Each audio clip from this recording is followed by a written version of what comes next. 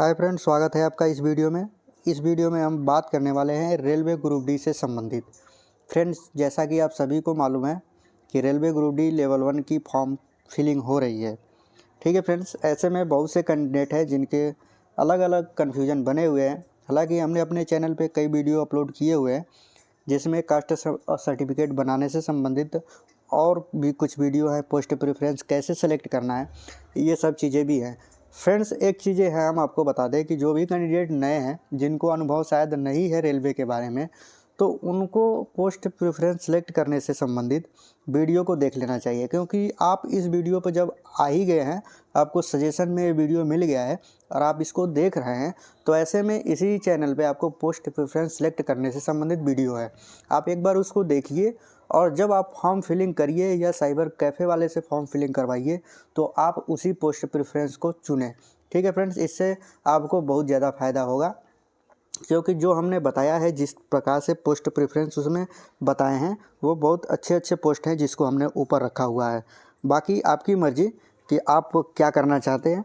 हम अपने तरफ से इस चीज़ को अच्छा बना के आपको बताए हुए हैं।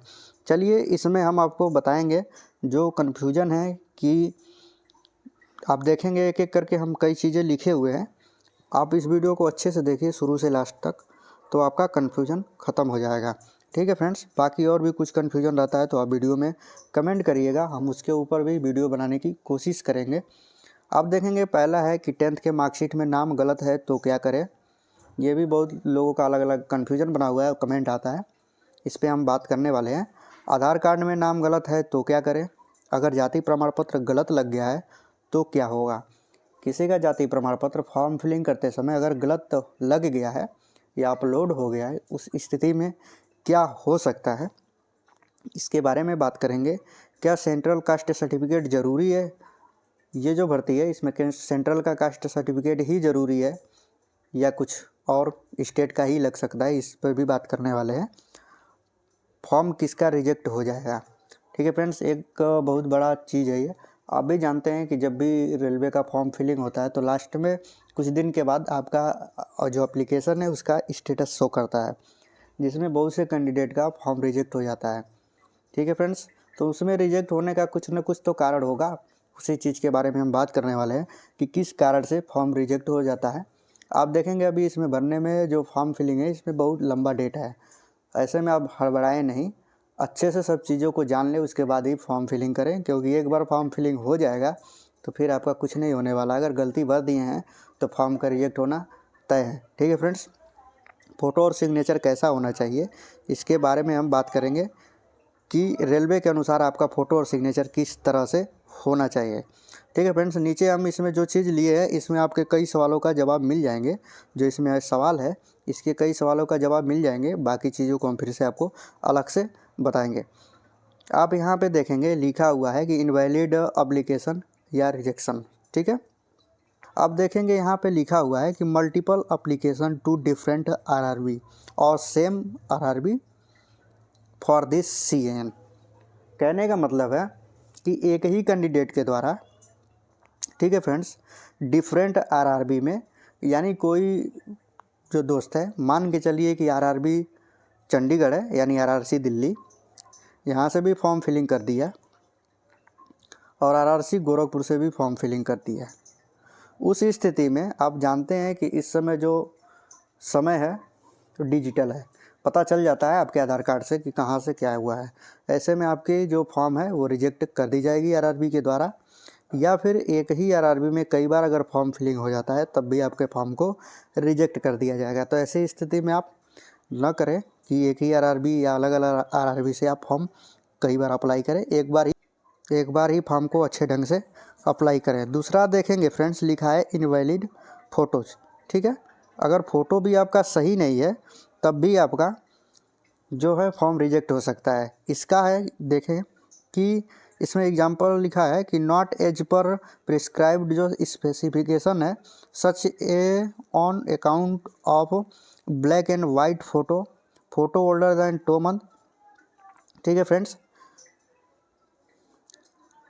Photo wearing cap, glasses, helmet, ये सब चीज़ें हैं कि मतलब फ़ोटो में आपके जो टोपी है, चश्मा, ये सब चीज़ें आपको नहीं पहनना चाहिए। ये सब चीज़ें हमने वीडियो अपलोड भी किया है, आप चाहें तो उसको अच्छी तरह से देख लेंगे। हम इसमें एक एक करके तो आपको नहीं बताना चाहते हैं, लेकिन मोटा मोटी आपको बता दें कि आपका जो फ़ोटो है वो आपका जो बैकग्राउंड है या तो ब्लू रख लीजिए या वाइट रख लीजिए। ठीक है फ्रेंड्स, फ़ोटो के अंदर आपको चश्मा जो है वो नहीं पहनना है, टोपी नहीं पहनना है, आपका पूरा जो चेहरा है वो क्लियर दिखना चाहिए। इस तरह का आपका फ़ोटो रहेगा। आपके बैकग्राउंड के कलर का आपका कपड़ा नहीं होना चाहिए, मतलब जो बैकग्राउंड आप सेलेक्ट किए हैं उस बैकग्राउंड के कलर का आपका कपड़ा नहीं होना चाहिए। यदि आप वाइट शर्ट पहने हैं तो बैकग्राउंड को ब्लू रखिएगा, ब्लू पहने तो वाइट रखिएगा। ये कहने का मेन मतलब है, बाकी इसमें ज़्यादा कुछ नहीं है। अगर ये सब चीज़ें सही रखते हैं तो आपका फ़ोटो रिजेक्ट नहीं होगा। फ़ोटो 2 मंथ से पुराना नहीं होना चाहिए, इस चीज़ को आप ध्यान रखिएगा। बात करते हैं तीसरा जो कारण है, इनवैलिड सिग्नेचर।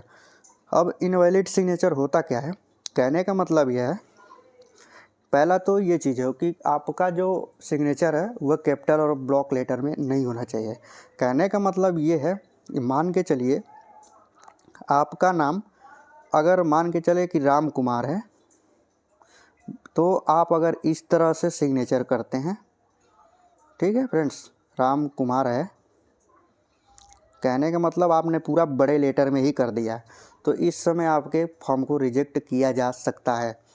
अगर इस समय रिजेक्ट नहीं हुआ तो लास्ट में जब ज्वाइनिंग होगा तब आपका रिजेक्ट हो जाएगा। इस चीज़ को ध्यान रखिएगा, क्योंकि हमने ज्वाइनिंग के समय बहुत लोगों को बाहर होते हुए देखा है। इस कारण से आपका सिग्नेचर राम कुमार नाम है तो ऐसे करना चाहिए रनिंग लेटर में।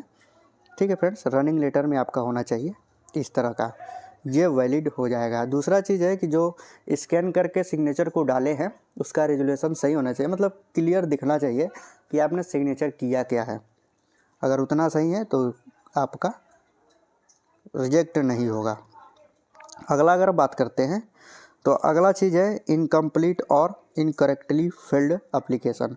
मान लीजिए कि आपने एप्लीकेशन फॉर्म फिल किया है, लेकिन एप्लीकेशन फॉर्म को पूरा नहीं भरे हैं अच्छे से कहने का मतलब है लास्ट तक आपने भर के पेमेंट नहीं किया है, पेमेंट पे छोड़ दिए हैं, तब भी आपका एप्लीकेशन रिजेक्ट हो जाएगा। और गलत तरीके से भरे हैं तब भी रिजेक्ट हो जाएगा। ठीक है फ्रेंड्स, तो जब भी आप अपना फॉर्म भरें तो लास्ट तक पेमेंट करके उसका प्रिंट आउट ले लें। आगे देखते हैं। अगला बात करें फ्रेंड्स तो क्वालिफ़िकेशन के बारे में, कि जो भी पोस्ट के लिए जो क्वालिफ़िकेशन है, अगर फॉर्म सबमिट है, मतलब क्लोजिंग डेट है जिस दिन उसका लास्ट डेट है, उससे पहले का आपका अगर डिग्री नहीं होता है तब भी आपके फॉर्म को रिजेक्ट कर दिया जाएगा। यानी इस भर्ती के लिए आपका कोई भी सर्टिफिकेट है 22/2/2025 के बाद का नहीं होना चाहिए। जैसे आपकी क्वालिफ़िकेशन अगर इसमें 10th मांगा है, अगर 10th मांगा है तो 10th का मार्कशीट आपका 22/2/2025 के बाद का नहीं होना चाहिए। ITI के सर्टिफिकेट इसके बाद का नहीं होना चाहिए। अप्रेंटिसशिप का सर्टिफिकेट इसके बाद का नहीं होना चाहिए। अगर ये सब चीज़ें हैं तो भी आपका फॉर्म को रिजेक्ट कर दिया जाएगा। देखिए, ओवर एज और अंडर एज और date of birth wrongly filled. अगर आपका जन्म जो एज है वो अधिक है या जो इसमें है उससे कम है जो मांगा गया है, तब भी आपका फॉर्म को रिजेक्ट कर दिया जाएगा। इस चीज़ को भी आप ध्यान रखेंगे। कोई कैंडिडेट फ्रेंड्स अगर किसी गलती के कारण कोई RRB या RRC से डिबार्ड किया जाता है तब भी आपका फॉर्म रिजेक्ट हो जाएगा। मतलब आप पहले किसी RRB या RRC से डिबार्ड हुए हैं तो भी इस वाले में आपका फॉर्म उसी के चलते रिजेक्ट कर दिया जाएगा। और अगला अगर हम बात करते हैं कि कोई भी कैंडिडेट है जो डिसमिस किया है service by the government of India, state government, PSU, any other government organisation, अगर उससे कहीं से भी आप डिसमिस किए गए हैं तब भी इसमें आपका फॉर्म रिजेक्ट हो जाएगा। ये तो हुई रिजेक्ट से संबंधित बातें कि किन स्थितियों में आपके फॉर्म रिजेक्ट हो सकता है। आगे जो भी चीज़ें हैं बात करते हैं। इसमें आपके बहुत से जो सवाल हैं उसका जवाब मिल गया होगा। इसमें अगर हम फ्रेंड्स बात करें तो आपके जो फ़ोटो और सिग्नेचर कैसा होना चाहिए इसका जवाब मिल गया होगा। फॉर्म रिजेक्ट किसका होता है इसका जवाब मिल गया होगा। चलिए अब बाकी जो बचते हैं उसके जवाब के बारे में बात करते हैं। 10th के मार्कशीट में नाम गलत है तो क्या करें। देखिए फ्रेंड्स, अगर 10th के मार्कशीट में नाम गलत है, आप भी जानते हैं कि किसी भी भर्ती का जो बेस लगभग होता है 10th के मार्कशीट से ही फॉर्म को फिलअप किया जाता है। उसी में से आपका डेट ऑफ बर्थ, नाम, माता का नाम, पिता का नाम सब वेरीफाई होता है। अगर ज़्यादा नाम में गलती है स्पेलिंग का तब तो दिक्कत आता है। इसको आपको पहले ही सुधरवा लेना चाहिए था। लेकिन अगर थोड़ा स्पेस का दिक्कत है ना तो वो चल जाता है। जैसे मान के चलिए आपके पिता के ही नाम में, मान के चलिए कि आपका पिता का नाम कुछ भी अगर हम रख लें, राम कुमार ही रख लें, ठीक है फ्रेंड्स। अगर ऐसे नाम लिखा जाता है हर जगह, कुमार में स्पेस है पिता के नाम में आपके मार्कशीट में, लेकिन रियल में आप सोचते हैं कि ऐसा नहीं होना चाहिए और सभी सर्टिफिकेट में इसमें सटा के ही लिखा हुआ है, स्पेस नहीं है, और 10th के मार्कशीट में हो गया है, तो फ्रेंड्स आपके जो सब जगह नाम है, आप समझ रहे हैं कि मेरे 10th के मार्कशीट का गलत है, तो फॉर्म फिलअप तो आप जो सही है उससे ही करिएगा। 10th के मार्कशीट में अगर गलती है तो इसके लिए एफिडेविट बन जाता है, इससे कोई दिक्कत नहीं होता है, ये काम चल जाएगा। इसी तरह आपके नाम में भी अगर थोड़ी सी गलती है स्पेस को लेके तो वो चल जाता है। ठीक है फ्रेंड्स, उम्मीद है ये चीज़ें आपको समझ में आई होगी। बात करते हैं आधार कार्ड में नाम गलत है तो क्या करें। फ्रेंड्स, आधार कार्ड में नाम गलत है तो आप उसको पहले संशोधन करवाइए, अभी टाइम है। आप भी जानते हैं कि 10th के मार्कशीट से संबंधित जो चीज़ें उस पर लिखी है नाम का, वही आधार में भी होना चाहिए। अगर गलत है तो आप संशोधन करवाइए, साथ ही उसमें मोबाइल नंबर भी अपडेट करवा लीजिए। अब जब ये सब चीज़ें करवा लेंगे तो आगे चल के भी आपको फ़ायदा होगा। इससे आपका फॉर्म तो रिजेक्ट नहीं होगा, लेकिन दिक्कत होता है एग्ज़ाम के टाइम। ठीक है, अगला बात करते हैं, अगर जाति प्रमाण पत्र गलत है तो क्या करें। गलत कहने का मतलब है जो चीज़ें उसमें मांगा है सेंट्रल का, स्टेट का लगा दिए तो क्या होता है, क्या फॉर्म रिजेक्ट हो जाएगा। तो फ्रेंड्स नहीं, हम पहले भी वीडियो में आपको बताते चले आए हैं कि जाति प्रमाण पत्र के चलते आपको फॉर्म को रिजेक्ट नहीं किया जाता है, क्योंकि उस समय ये नहीं चेक किया जाता है कि आपका जो जाति प्रमाण पत्र है वो गलत लगा है क्या है। इसका मेन जो दिक्कत होगा वो आपके डीबी में होगा। अगर आप सोच रहे हैं कि हमें डीबी तक तो जाना ही नहीं है, हम तो परीक्षा ही नहीं पास कर पाएंगे, तो कोई दिक्कत नहीं, आप कैसा भी जाति प्रमाण पत्र लगा दीजिए, गलत सलत कुछ भी नंबर भर दीजिए, कोई दिक्कत नहीं है। लेकिन आप पढ़ने वाले सीरियस कैंडिडेट हैं तो आप इस गलती को क्यों करेंगे। सेंट्रल गवर्नमेंट का कास्ट सर्टिफिकेट बनवाने में कितना टाइम लगेगा, जब आपने स्टेट का बनवा ही लिया है तो फिर उसके आधार पर SC ST हैं तो ऑफलाइन ही बन जाएगा। OBC में है तो आपका कोई ज़रूरी थोड़े है कि रेलवे के फॉर्मेट में ही सेंट्रल का बनेगा, ऑनलाइन सेंट्रल का बन जाता है। OBC का बनवा लीजिए, बनवा के लगाइए, क्या दिक्कत बनता है। बाद में आपको कुछ थोड़ा सा भी मतलब सामना नहीं करना पड़ेगा परेशानी का, आप सीधे DB में जाएंगे, DB आपका क्लियर हो जाएगा। अगर सोचते हैं इधर उधर फंसने के बारे में तो आप देखेंगे कि 20 चैनल पे 20 तरह का बात पड़ा हुआ है कि नहीं इसमें सेंट्रल का नहीं लगाना है, कोई बताएगा लगाना है। तो आप चाहें, आपकी मर्ज़ी, सबकी बात सुनिए या हम जो बता रहे हैं वो सुनिए। मेरा तो यही कहना है कि आप सेंट्रल का ही बनवाएं। अगर लास्ट तक नहीं बन पा रहा है तो इस स्थिति में स्टेट का लगा दीजिए, लेकिन बन जा रहा है तो सही है। अपलोड करने से संबंधित भी हम आपको बता चुके हैं। यदि आपका इस सेंट्रल का बन चुका है तो आप जानते हैं SC ST का ही अपलोड करना है, तो SC ST वाले सेंट्रल का ही अपलोड करें। बाकी OBC का तो केवल उसमें डेट वगैरह, इशू डेट वगैरह पड़ता है, उनको अपलोड करना नहीं रहता है। ठीक है फ्रेंड्स, उम्मीद है ये चीज़ें भी आपको समझ में आ गई होगी। हमने जितने भी बातें बताई हैं वो सही चीज़ें हैं और आपको इसको समझना चाहिए। ठीक है फ्रेंड्स, बाकी वो आपकी मर्ज़ी है कि आप क्या करते हैं क्या नहीं करते हैं। मेरा मानना यही है कि हमेशा से जो है बात सही बताएं, जो आपके लिए उपयोगी है। बहुत से कैंडिडेट हैं जो शायद इन सब चीज़ों के बारे में नहीं जानते हैं, नए होते हैं, गांव से आते हैं या जो भी चीज़ें हैं, तो शायद उनके पास अगर वीडियो पहुंचती है तो उन्हें ये चीज़ समझने में आसानी होगा कि किस तरह के डॉक्यूमेंट लगते हैं, क्या लगते हैं। इसलिए वीडियो बनाने का मेरा मेन मकसद यही होता है।